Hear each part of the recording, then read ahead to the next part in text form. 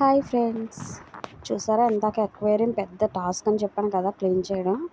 ఇదిగోండి చూడండి, క్లీన్ చేసిన తర్వాత ఇలా ఉందన్నమాట. అవి గోల్డ్ ఫిష్లు ఎగ్స్ పెడతాయని తెచ్చని చెప్పాను కదా, పెట్టలేదని చెప్పేసి మళ్ళీ అక్వేరియంలోనే వేస్తాను.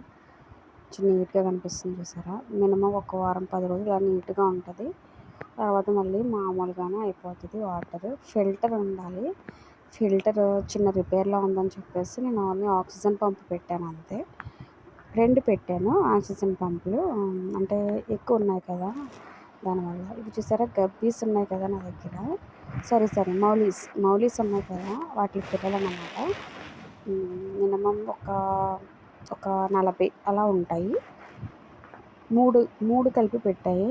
అందులో ఒకటేమో చిన్న పిల్లలు చనిపోయాయన్నమాట.